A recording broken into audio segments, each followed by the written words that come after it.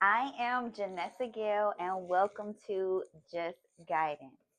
Today's guest is Mr. Martel Carter, who is someone that embodies the phrase, your voice is your power.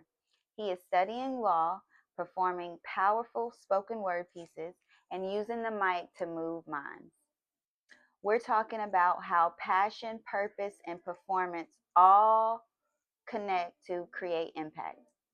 We're also talking about our audience of the impact, which we will share a few statistics about the society that we live in. Carter to introduce himself.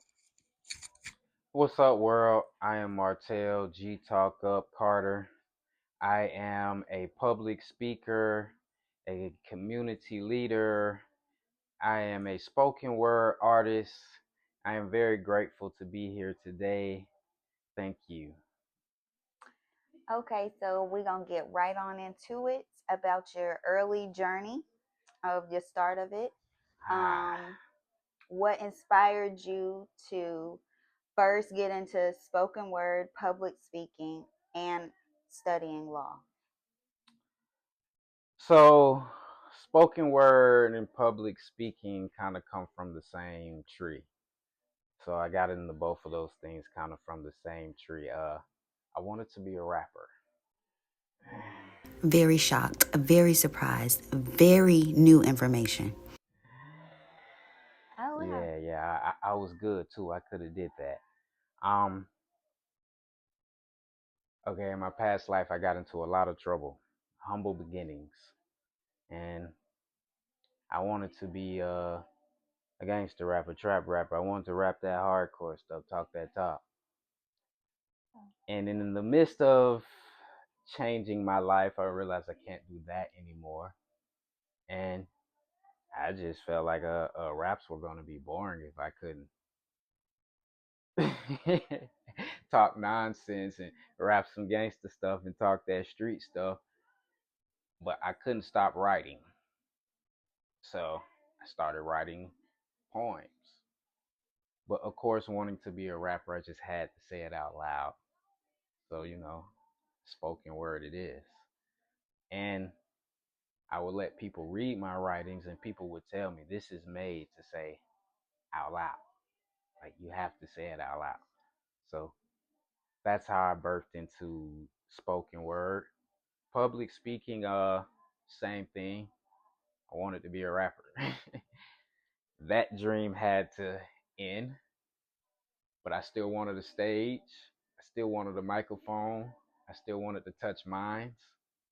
And I stayed listening to public speakers and going to seminars.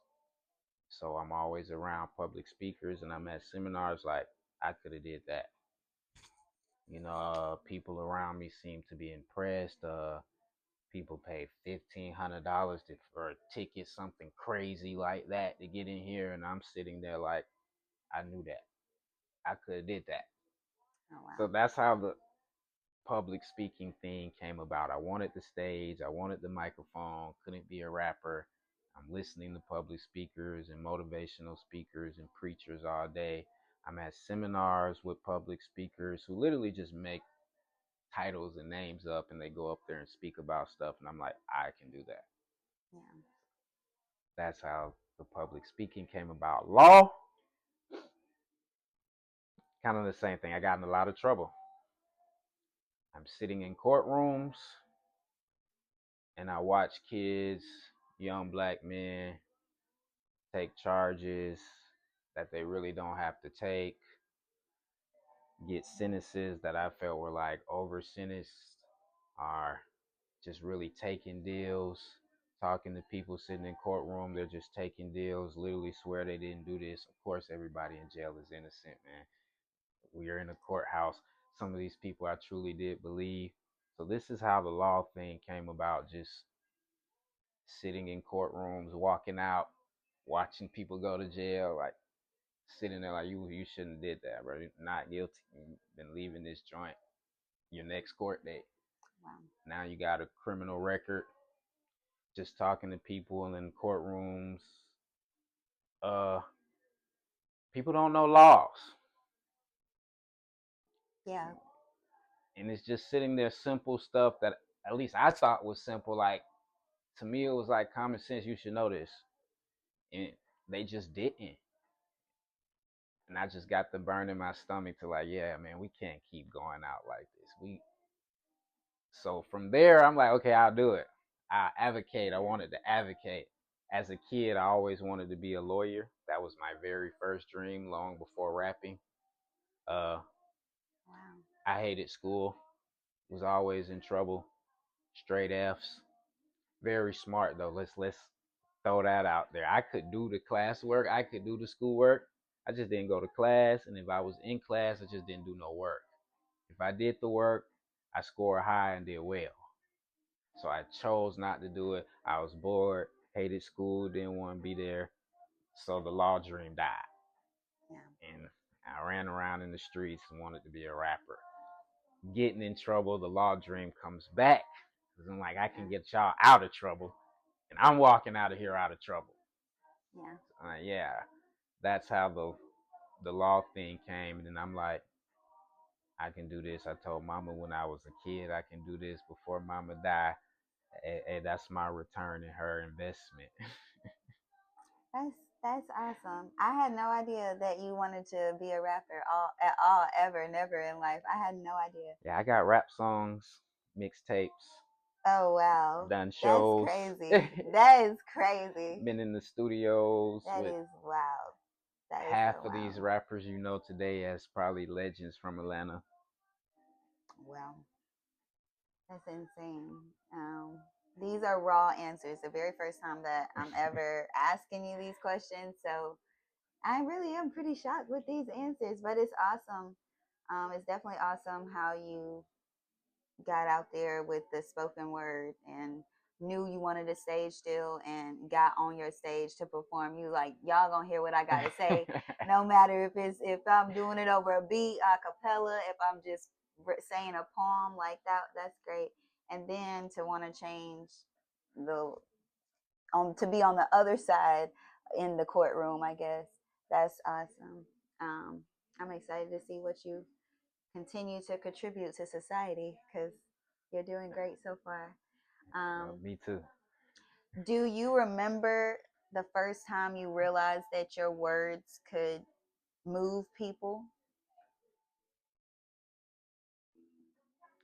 Um, I don't know if I exactly remember the moment I realized my words could move people.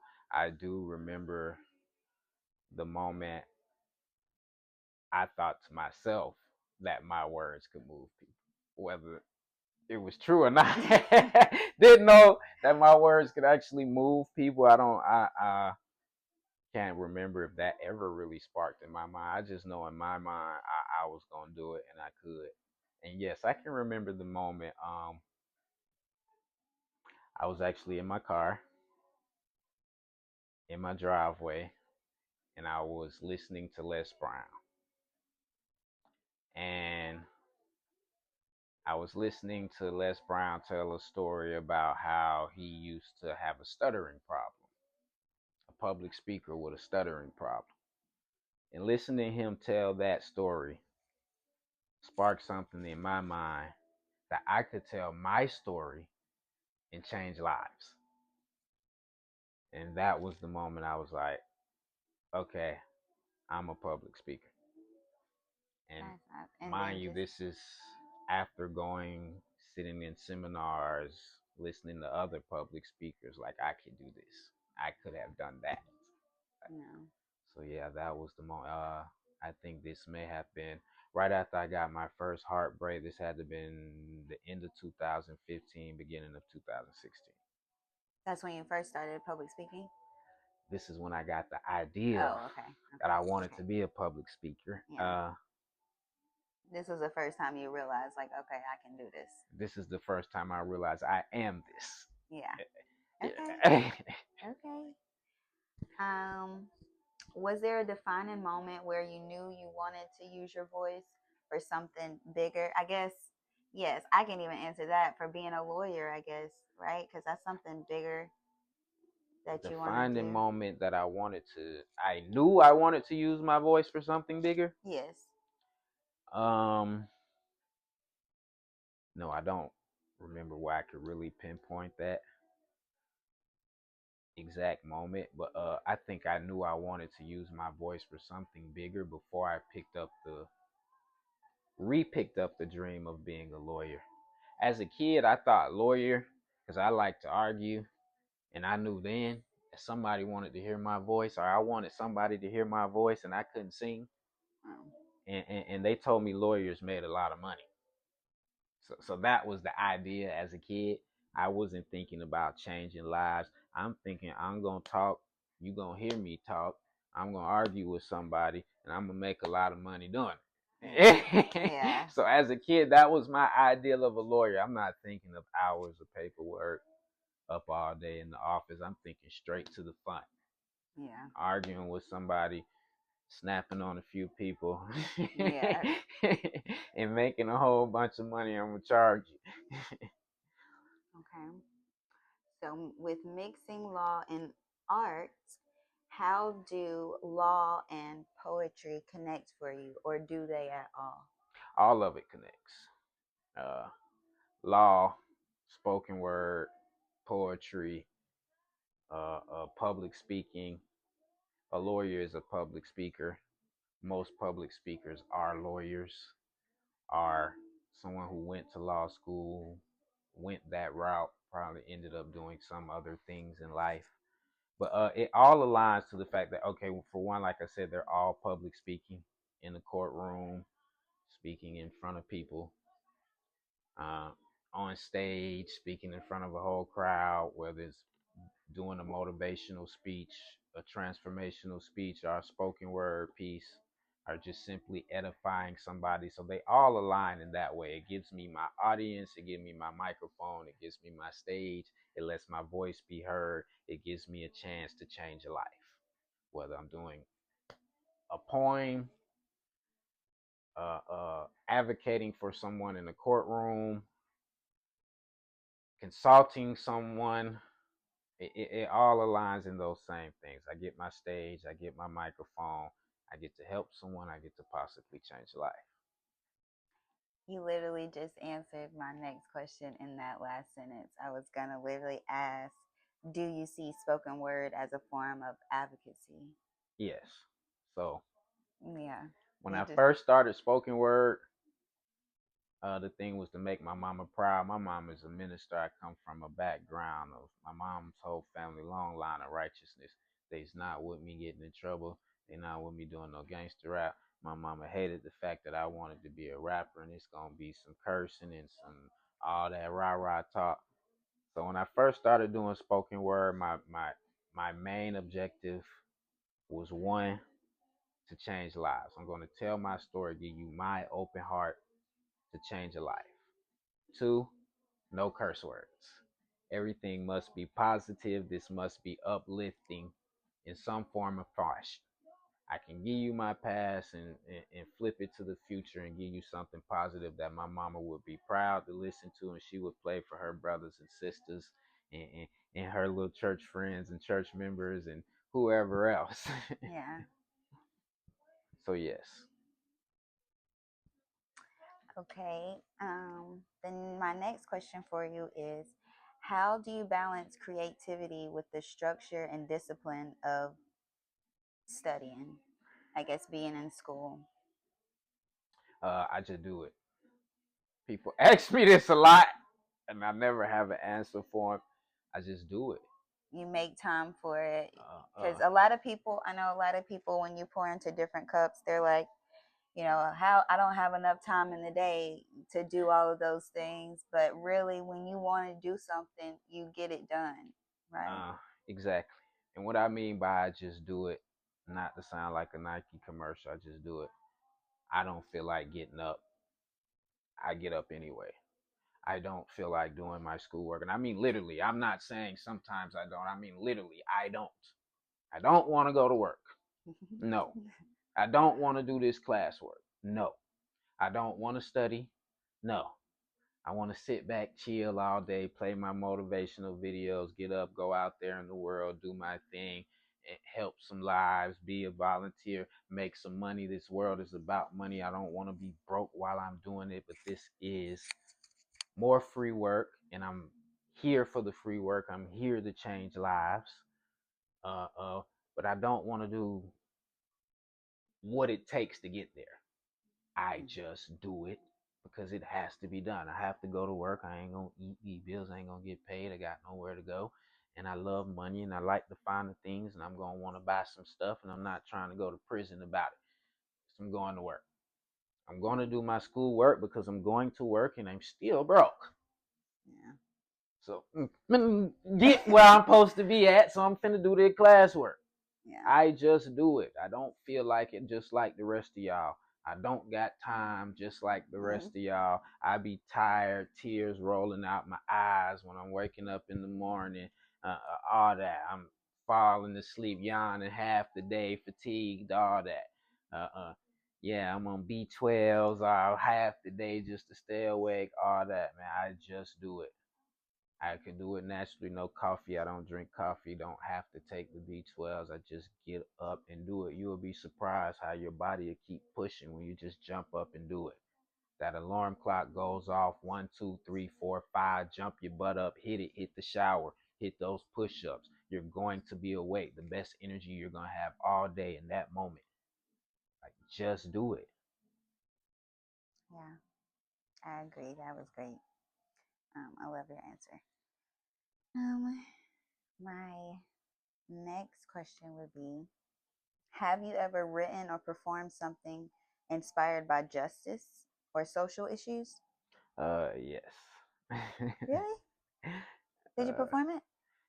have I performed it? Oh yeah, I guess I'm going off script, but No. I just didn't I didn't know what was it about. No. What So, social issue, or it was just about justice in general? uh, I have one, and no, I haven't performed, and I'm singing them for my spoken word album. So no, I haven't performed them. They haven't been heard, read, or anything.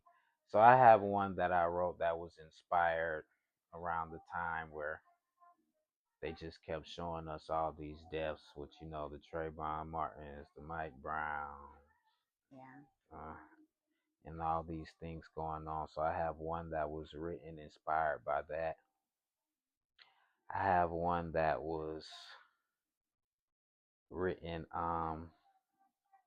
inspired by Tamir Rice that really touched my heart. A 12-year-old with a toy gun killed by a police officer playing in the playground.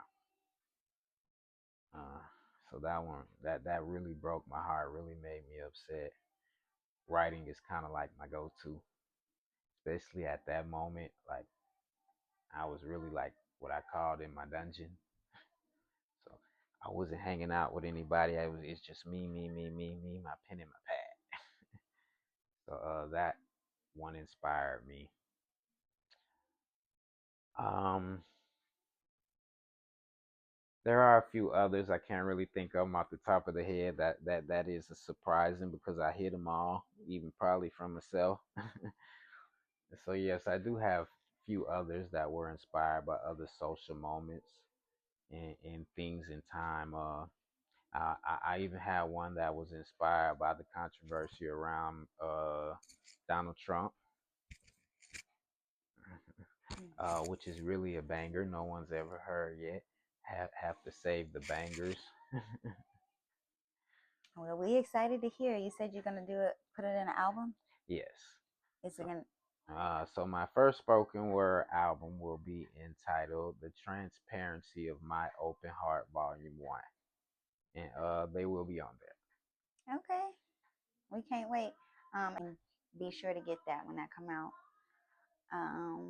So the last question before we have a stretch break. I hope y'all ready to stretch because it's about that time. Last question. Slouchy. What role do you think storytelling plays in fighting injustice or shaping public's opinion? I think storytelling plays the forefront. Um, it sparks the people. It gives the uproar. Uh, can I use hip hop for an example here? Yeah, of course. This is a safe space. There was a guy by the name of Rodney King. He was beaten in L.A. by the police. NWA comes out. They have a song, "Fuck the Police." In California, Public Enemy come out. They have a song in New York, "Fight the Powers That Be."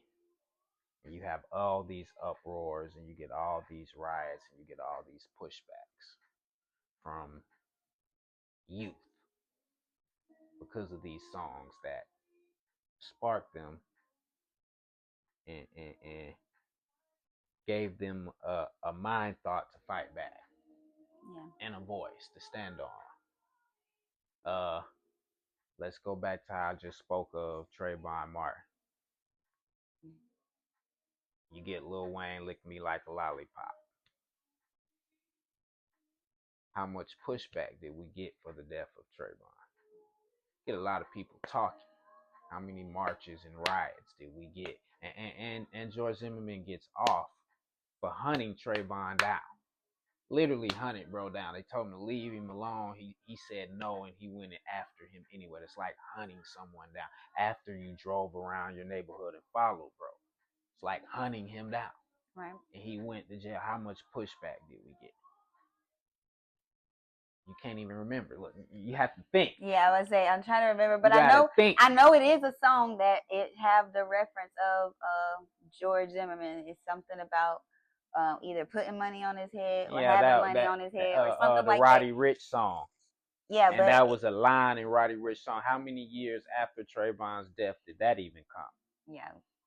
I'm telling you, the theme when Trayvon died was "Lick Me Like a Lollipop." Lil Wayne, that was the song that was out. I personally, when Trayvon died. I remember, I can call my homegirl right now. We literally used to wear hoods and buy Skittles in Arizona. That was the thing for Trayvon. I remember and you everybody post that was online. No, we wasn't posting it online. Yeah, we was doing it in reference. That came from people posting online. Yeah, because that's what he had now you see what the power of social media did. Right. The cameras change everything. Media, what we're talking about is the voice of words. Oh yeah. Imagine what the spark could have been if there was a hip hop song. Yeah. That stood up and gave a pushback to fight the powers that be. The minds that it would have sparked. The 16-year-olds, the 18-year-olds, hold on though. the 20-year-olds. I feel like we can't say that for sure. I don't have a Jamie just yet, but I can't do a fact check right now. But I feel like we can't say that for certain because there's probably like underground Florida artists, since it happened in Florida, that made songs about them that will reach Florida. Yeah, so I'm saying they probably Fuck the Police wasn't an underground song. This is number one. Yeah, Fight the Power That Be ain't an underground song. This is number one. Yeah, what I'm telling you is words matter to the point of so much that it will spark a whole community. It will spark a whole nation. And I use that as an example to say if we would have had something, if Lil Wayne would have did a song, and Lil Wayne refuses to be political in his defense. He doesn't feel like that's his lane, and he is a rapper. Rappers are not leaders. I'm not gonna push him to be political. Stay in your lane. We don't want you to do no dumb shit. When he brought Emmett Till up, it was a bad reference. It wasn't so I'm not politically correct. Trying to down him or nothing. Huge Wayne I'm just fan. I ain't saying using this like as that.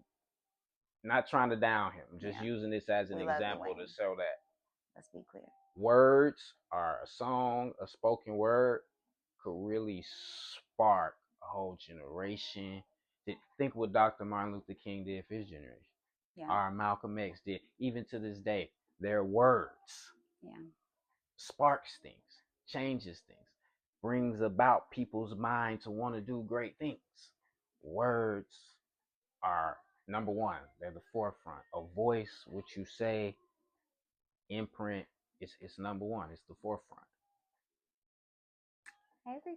That was great. That was a perfect answer, perfect example. Like no one's unclear with the answer. because you gave great real world examples that some people may even remember. Um, some people might have to go look it up. Might be younger generations. They don't even know them songs probably. But True. I mean, no shade or nothing. It's just time you was born. You can't help that. Come on. But now make sure you stretch. We're about to have a stretch break for 5 minutes. So this is the reach and breathe. We're gonna keep all these sitting down instead of standing up. But if you can, you should stand up. If I was in my normal setting, we would stand up. But we're at this setting today. So we're gonna reach and breathe for 30 seconds.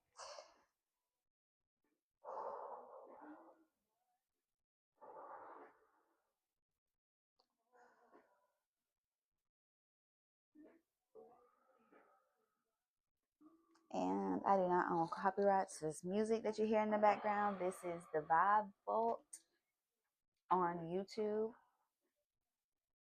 He is great. He is mixing right in his living room. It's great.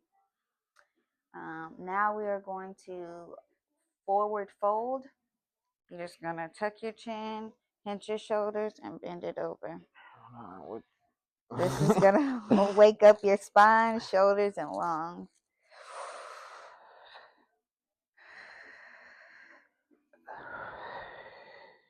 Yeah, you feel that in the throat. Okay. Okay, that's for 45 seconds. The side stretch where we're gonna release tension in your back, neck, and hamstrings. If you stand up, or you just stand up and reach to the side. Like so. Yes. Well, your hand, yeah, put it this way. Look at my hand. Yeah. Like this. Yeah, Oh, but yeah, sit up this is new for straight me, and do, yeah, sit up straight and do it. Okay, now do the other side. Yeah, just like that. Perfect. Stretch from the middle of the back. That's 30 seconds. The cat cow stretch, we're not doing that because we're sitting down. But if you have space available, then get on your hands and knees, tabletop position, and arch and inhale your back like a cow and look up. And then when you exhale, round your back up like a cat. Okay, we're gonna have to get you some space so you show a demonstration. Yeah, next time I got you. Don't worry. And then this one is the lunge and twist. If you got the space, just do a lunge and twist to the side and stretch it out. Now we got the chest opener. We're going to stand tall, clasp your hands behind your back, lift your chest, squeeze your shoulder blades together. Are you stretching? You feel it? Yeah, you heard my back pop? A little bit. You did? I thought that was my back though. I was like, that must have been my back. The spinal twist where you can sit crisscross or your legs extended. I just crossed my legs. Oh, I got on black pants. You can't see, but just cross my legs and turn to the side.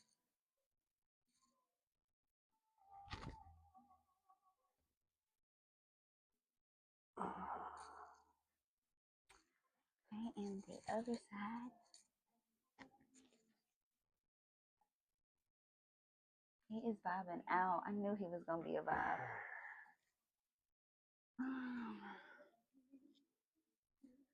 Okay, last but not least, drop one ear towards your shoulder and gently press the opposite hand up. Like you're raising a roof. And then the other side.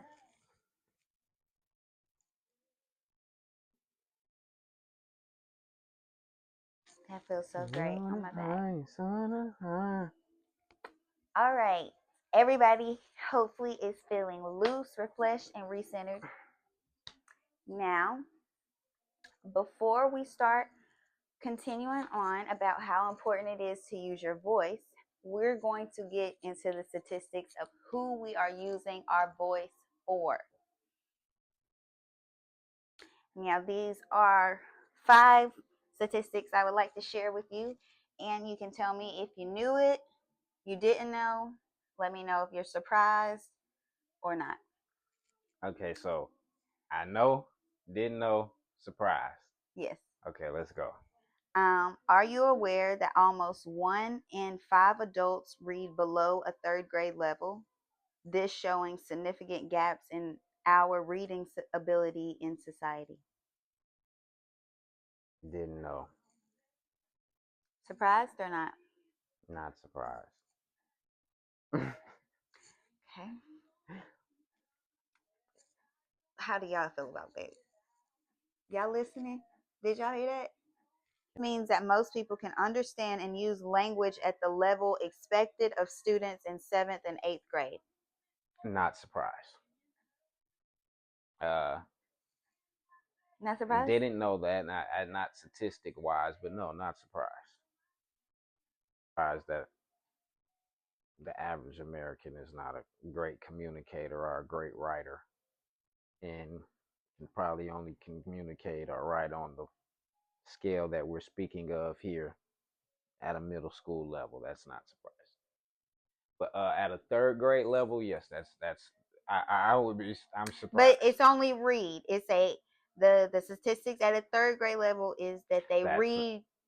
That's surprising. 1 out of 5 adults. That's surprising. You mean to tell me an adult reads at a 9th grade level? Yes, I'm at a 9-year-old's level. That's surprising. 3rd graders are what, 9-year-olds? Yeah, that is surprising. But also think about it too, because I was thinking about this when I seen this. How many people need to truly know how to read Everybody now? need to know how to read. But I'm saying with all these videos, they don't have to. If they didn't learn it, because think about it, older people who didn't have the And privilege you didn't know of how to learning, read, you're going to get cheated in every aspect of life when you get out here in the real world. Know how to read. A video can't teach you everything. You cannot read, and we can cheat you. Know how to read. Yes, I agree. I'm not pushing. Know I how am to not read. You pushing don't at gotta all. wait Don't on not to nobody know. to teach you. Get up and teach yourself, or find a video to teach you how to read. Know how to read. Know how to communicate. Communication is key. That is ridiculous to say that we can only read in America at the level of a 9-year-old. No, Only we must do 54%. better. 54%. Only 54%. That's more than half. It is. Cannot read above a 9-year-old? That's surprising and ridiculous. Yeah, I was very shocked myself. And all of these statistics can be found on the United States Literary Statistics and Average Reading Level. Well, we need to ask them, where are you getting these people you're asking to read? But Where are these statistics coming from? Schools or what? You read? Like, where are they getting these? Are asking them to read? I want to know. So my question to them would be, where are y'all getting these statistics? yeah, that is a good question, I guess. And Because 1 out of 5, that means. From now on, if you know me, I'm pulling up with my books. I always got my books in my bag, and I'm finna start putting y'all on the spot and ask you to read this goddamn page. Because if you can't read, we need to get together. That's real. No and shade. You know me personally, and you can't read, you finna learn how to read. Well, you are a great friend. But now that you're aware about those statistics, how does that make you feel knowing if you weren't performing your spoken word that not everybody would even be able to read it? That even broke my heart even more. First, I was upset. Now I'm sad. It's a mixed feeling. It definitely makes me upset. We're failing. We're failing at our job. Yeah. That's Yeah, man. If I didn't cry so many tears in life, I could cry a tear on now. Yeah. Yeah, that is sad. I'm American. I live in America, been in America all my life, whatever you want to call it. My parents, my grandparents, my nieces, nephews. You mean to tell us we can't read? 54%. Above a 9-year-old. Okay, 54% of us Yeah. can't read above a 9-year-old. That means somebody in your household that you grew up with that is now an adult, your brother, your sister, your cousin, somebody can't read, bro. But you remember people when we was growing up, people didn't like that popcorn reading. People didn't like reading aloud. People didn't like that. So once they Hold on, grew hold up on. older, Only people in my school, in my class, that didn't want to read aloud when they got picked on to read aloud can't read.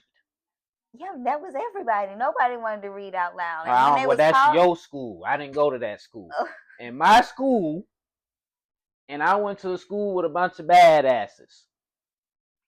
Only person cursing out the teacher when he get popcorn to read or she get popcorn to read was not a good reader.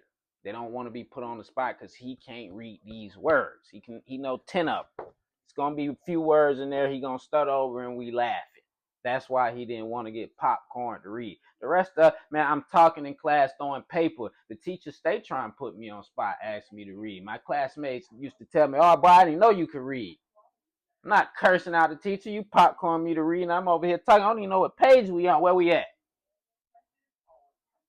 And then I got friends. If you call my friend, I ain't gonna say no name, ask him to read, he flipping desks and cursing people out. Bro, can't read like that though.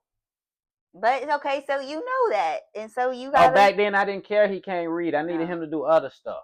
We weren't trying to read. I don't know where he at right now today either. But we weren't trying to read.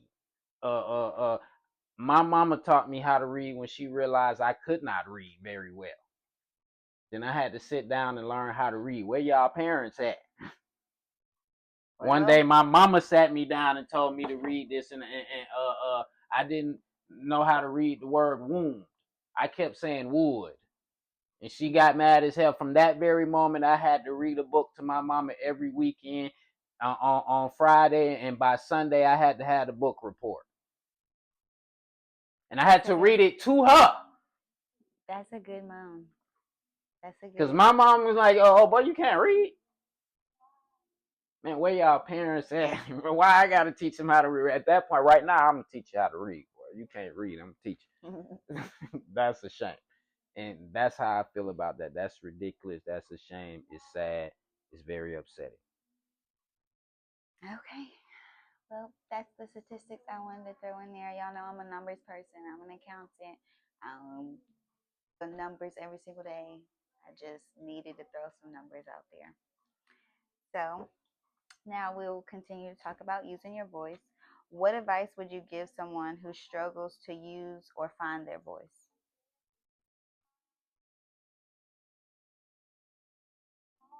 Practice. Face your fear. Find a mirror. Put your phone on record. I did that many a nights. Most public speakers were afraid of public speaking before they were public speakers. Practice. Record yourself, whether it be on a cell phone, a microphone. Find you a mirror. Start with small groups. There's open mics all over. You can write you some spoken words, some poetry. Start with small groups. My number one advice: a journal. Get you a journal, a pen, and a pad, and just write whatever your thoughts. It don't have to be nothing creative. Just write, and I'm 100% willing to guarantee you will find yourself. You will find your voice. Just sit by yourself. Isolation is your elevation. A long time, a pen, and a pad. It's your best friend. And I guarantee you 100% you will find yourself and you will find your voice. That's the perfect advice. Um, And then I feel like that would actually be a hard task for a lot of people because everybody's so used to being on their phone and always being in the Anybody. mix, electronic. So just Ooh, sitting there, just on a pen and pad and nobody themselves, said they it would would really, be easy. that would be. I mean, Let's throw that out there. She's very right. It's depressing.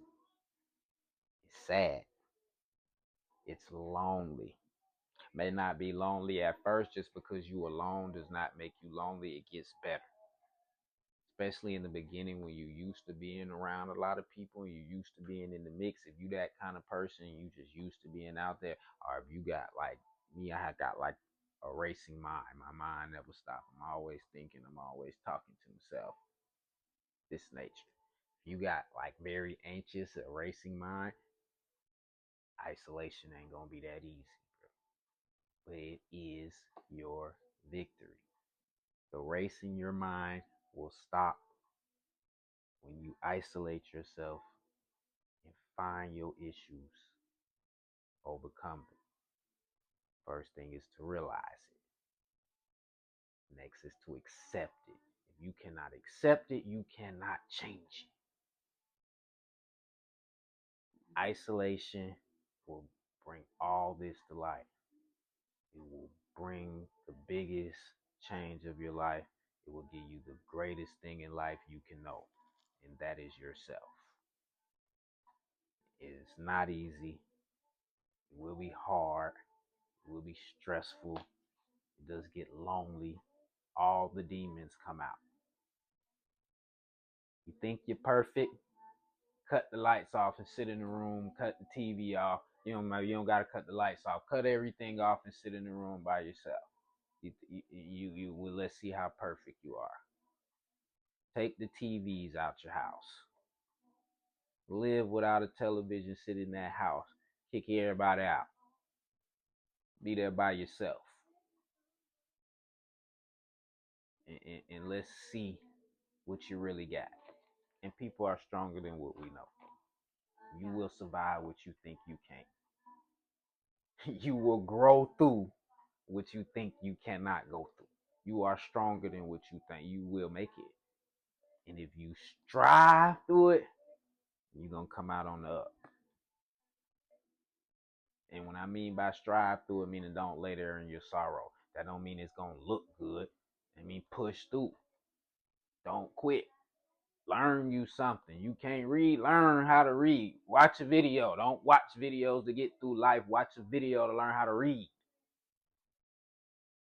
Push through, strive through it. You struggling through school, don't quit, keep struggling. You gotta cry to go through. Don't cry to quit. Keep pushing. You struggling on your job, don't quit. Keep struggling until you get to the next level. Take what they giving you and take it to a new job. Say, I got these skills. Present it to them as a skill. Communication. You can't communicate. You can't sell yourself. You can't get nothing in life. We must know how to read. We must know how to communicate. That is ridiculous. I went off topic, but y'all yeah, got my answer. yeah, so we got it. Um, my next question is, how do you personally prepare yourself before speaking, whether it's on a stage or in a class or in a courtroom? Depending on what I'm doing. If I'm doing spoken word, only preparation I'm gonna do is feeling the spirit of the room and preparing myself for what I think I want to perform. And what I mean by feeling the spirit of the room, I may think I'm gonna come in here and do one poetry, and I get in here and feel like, okay, the vibe in here is a little different from what I want to do. I'm gonna do something that fits the vibe. Feel the room. So if it's spoken word, that's about the only preparation I'm gonna do. I'm not trying too hard to do no spoken word. It comes very natural, very easy to me. I can write them very fast for the most part. Most of them uh, takes me longer to memorize them. Memorizing them is the hardest part about doing spoken word for me. As far as being in the courtroom, being in law, uh, uh, uh, you have to prepare for each situation. So if I'm going to get up to advocate for someone, or if I'm going to help someone get themselves out of trouble, consult a person, or walk someone through, because I haven't passed the bar, I'm still getting there, so I can't actually be your lawyer. Um, the preparation is knowing what this is about. So you just have to follow the steps of going to the case. You have to go through everything. You just go through all the motions. It could be enough paperwork to fill up your apartment. Or a small apartment, rather. You got to go through it. So the preparation for law is just going through the motions. You have to prepare yourself for the case. You have to spend time with the person you're helping, you're dealing with. Get to know what they're going through, how they got into this, so you can be prepared to do that. Public speaking. My message of public speaking is always the same. I speak on following your purpose, knowing your purpose, how to discover your purpose. It's always about purpose and saying yes to yourself. So, public speaking is kind of like spoken word for me. It's not a lot of preparation into it. I'm going to spend a lot of time with myself. I'm going to spend a lot of time listening to other motivational speakers, other transformational speakers. That helps me particularly get myself into that space. Um, so that's how I prepare for public speaking. A lot of time by myself, a lot of listening to others. You don't take a shot or anything? No. So I'm always nervous. Let's throw that out there. Always nervous. It goes away as soon as I hit the stage and open my mouth. Might not be like that for you. Push through. Do it anyway. You're going to get good at it. You wasn't always good at basketball, but you got pretty damn great. Push through, but I'm always nervous. I just get up there. As soon as I see the stage, I'm nervous. There's butterflies in my stomach. As I'm getting to the microphone, I'm damn near sweating under my armpits. As soon as I grab the mic and I start speaking, it all goes away, and it's like a breath of fresh air. It's the greatest thing I've ever That's awesome. I hope I feel that way done. because he's going to actually take me to perform a spoken word that I wrote, and I'm going to see if I can do it. I'm taking his advice just like y'all. So I'm going to push through it, and he going to take me, and we going to go. Maybe, hopefully. We'll see. I still got my first performance on video. It ain't that bad. My first spoken word performance on video. It ain't that bad, but it ain't that good either. I just kind of read it. I didn't perform it. We all start somewhere. Is my point of saying that. But we'll see how I do because mine, the one that I wrote was in October of last year, and I'm gonna probably be emotional. I'm probably be crying through it, but I'm gonna push through, like you said, and I'm gonna do it. So We love that. We love that raw emotion. We can feel you, and we can clap and cheer you, and tell you talk your shit. Say that, and we all can clap and cheer and cry with you. The spoken word world, the artist world. We love that. okay. My next question is, how can people use their voice to make a difference in their communities? Real leaders are in the community. And what I mean by that, man, the leaders on the top level usually come down and put their face on the movement that's already going on. Real leaders are in the community. You can use your voice in your community by doing whatever it is you do. If you cut hair, man, find you 5 kids, teach them how to cut hair. Um, you graphic designer, find you some kids and spark their mind and creativity. Show them how to do some graphic designs. Find you somebody that was you when you was a little guy and teach them how to get to where you at now. That's how you use your voice in your community. Whatever it is that you do, before you die on this earth, you should be coaching someone to do that. And start now. You ain't gotta wait till you get old, because nobody knows when the last day is. Find you somebody and teach them to do what it is you do. And if you're not where you want to be at in life, let me tell you something. You gonna learn more helping someone else than you would helping yourself. Get out there and help them. It's gonna help you. Go to your local school, man. Just mentor the kids. You walk around the school, be there, make sure them kids don't get into no fights like you was getting into fights. Go over there and tell them kids the truth. It's not worth going to jail. It ain't worth dying out here, folks. Start somewhere. If you got it all together and your life is good, you right on track, that's good, man. Find you somebody, find you 5 kids and teach them how to do what it is you do. Them 5 will move on. You might spark one out the group. You might not spark none, get you another 5. You might do 100 kids in your lifetime and probably spark one. But you never know, man. You might spark lots of minds. That one mind you might spark might change the whole world. Start in your neighborhood for sure.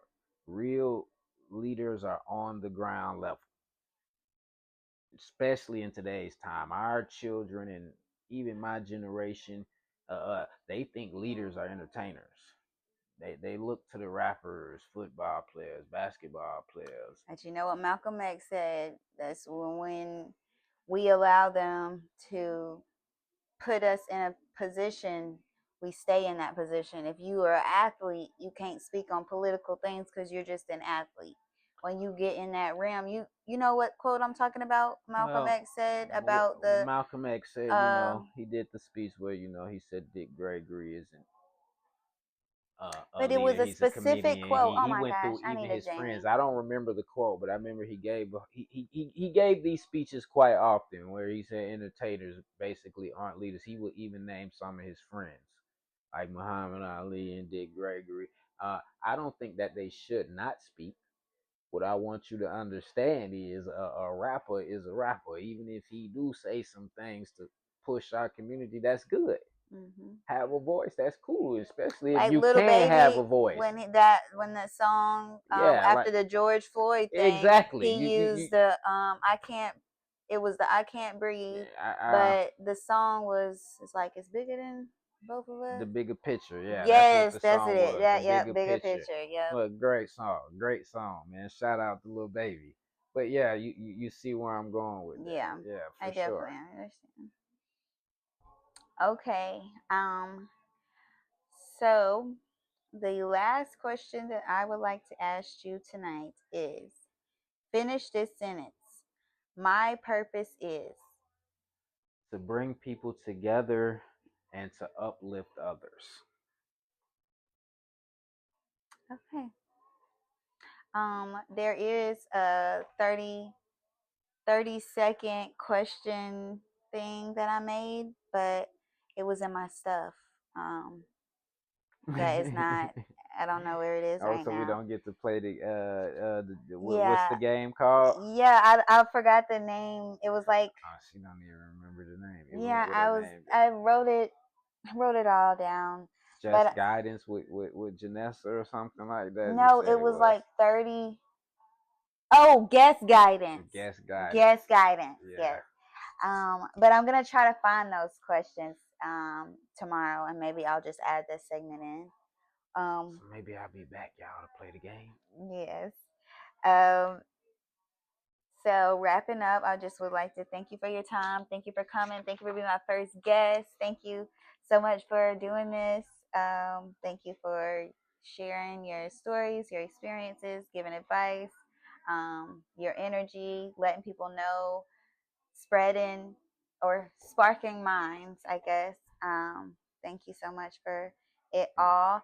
Please let everybody know where they can watch you, where they can find you, how they can contact you.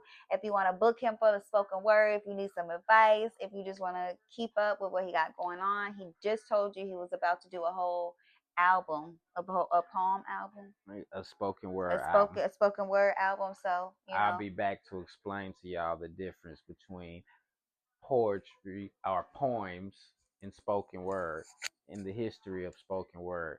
But you can find me on Facebook at Martel Carter. You can find me on Instagram at underscore G Talk Up the number 1. That's underscore G Talk Up 1. And you can find me on TikTok at G Talk Up. And I want to leave y'all with these two quotes. Quote number one is,